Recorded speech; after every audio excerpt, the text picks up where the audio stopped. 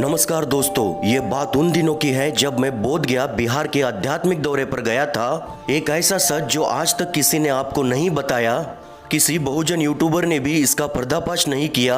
आज के वीडियो में बुद्ध पर अतिक्रमण के ऐसे सत्य को सबूतों के साथ आपको दिखाऊंगा। बस आप वीडियो में अंत तक बने रहे।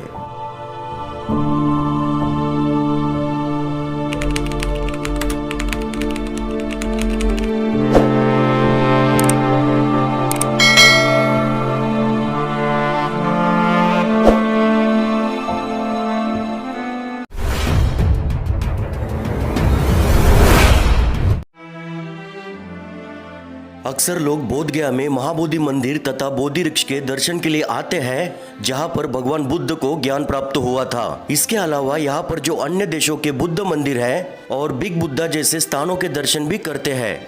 इसी बोध गया में एक प्राचीन किला है जहां लोग नहीं जाते और वह एक हिंदू मठ के नाम से प्रचलित है। 19वीं सदी के शुरुआती दौर में यहाँ पर शंकराचार्य का वास्तव था और आज के महाबोधि मंदिर पर भी उन्हीं का कब्जा था, जिसे श्रीलंका के बौद्ध भिक्षु अनागरिक धम्मपाल के प्रयासों के कारण उनके मृत्यु के 16 वर्ष बाद भारत के राष्ट्रपति राजेंद्र प्रसाद द्वारा महाबोधि मंदिर को बौद्धों को दिया गया। ये हिंदू मठ आज की फाल्गु नदी यानी प्राचीन निरंजना नदी के तट पर स्थित है। दरअसल यह 16वीं सदी में बना हुआ एक प्राचीन किला है, जिसके अंदर हिंदू देवी देवताओं की प्राचीन प्रतिमा होगी, ऐसी मेरी धारणा थी। लेकिन जब मैं इसके भव्य द्वार को खोलकर अंदर गया तो नजारा कुछ ऐसा था। यहाँ पर कैमरा अलाउ नहीं था, इसीलिए मैंने सारी शूटिंग अपने मोबाइल से ही की है। तो चलिए अब मैं आपको दिखाता हूँ एक बौद्ध अवशेष जो इस हिंदू मठ के प्रवेश द्वार पर है। ये है ओटिव स्तूपा, जिसे मनोति स्तूप भी कहा जाता है। इस पर भगवान बुद्ध के अनेक छोटे शिल्प बने हुए हैं जो ध्यान मुद्रा में है। ये इस हिंदू मठ का बरामदा है और यहाँ पर कई सारी प्राचीन तस्वीरें लगी है और इसी के साथ यहाँ पर एक दान पेटी भी है। और ये मठ का मुख्य कक्ष है जहाँ पर चारों ओर कई सारे रूम्स अवेलेबल है, जहाँ पर अनेक सन्यासी रहते हैं। अब तक तो मैंने इस हिंदू मठ का पूरा जायजा किया है और अब समय आ गया है कि आपको उन स्थानों को दिखाऊं जिसे देखकर आप भी दंग रह जाएंगे। तो चलिए मैं आगे बढ़ता हूँ इस हिंदू मठ के मुख्य मंदिर की ओर।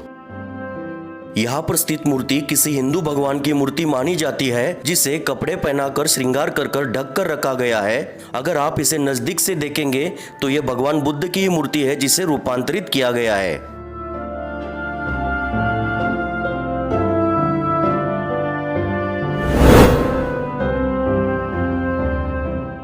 और ये रहा एक और कक्ष जहाँ पर भगवान बुद्ध के अनेक अवशेष बिखरे पड़े हुए हैं। आप यहाँ पर देख सकते हैं मनोति स्तूप है और इस स्तूप पर भी भगवान बुद्ध के अनेक छोटे छोटे शिल्प बने हुए हैं जो स्पष्ट रूप से दिखते हैं।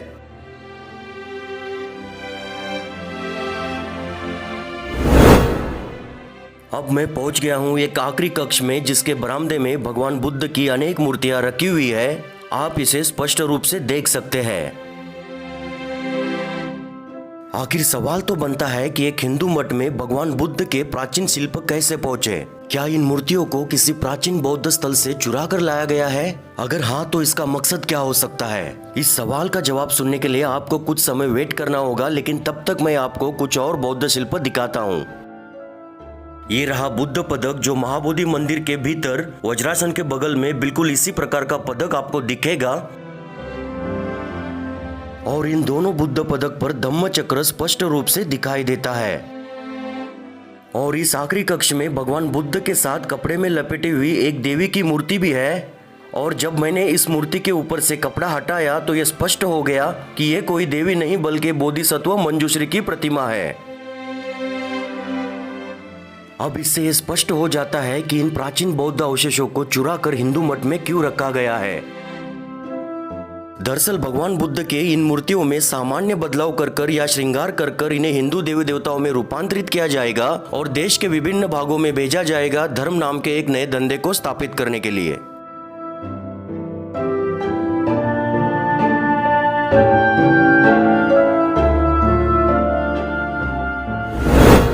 इसी हिंदू मठ के भीतर कुछ दूरी पर मुझे दो मंदिर दिखाई दिए। तो चलिए मैं आपको दिखाता हूँ इन मंदिर के भीतर कौन से भगवान की मूर्तियां हैं। ये मंदिर ज्यादा प्राचीन तो नहीं है, लेकिन सबसे बड़ी बात यह है कि इसमें किसी प्रकार के देवी देवताओं की मूर्ति भी नहीं है।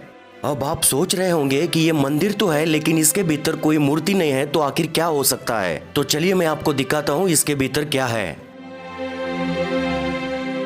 इस मंदिर के भीतर मुख्य कक्ष में अनेक ओटिव स्तूपा यानी मनोति स्तूप के अवशेष रखे हुए हैं, जिस पर भगवान बुद्ध के शिल्प भी उत्कीर्ण हैं।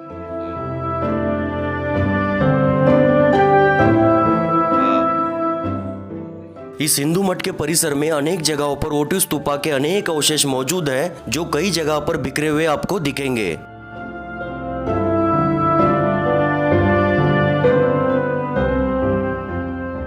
बौद्ध बनते अनागरिक धम्मपाल का वो आंदोलन अभी भी अधूरा है और बौद्ध जगत को इसे पूरा करना होगा।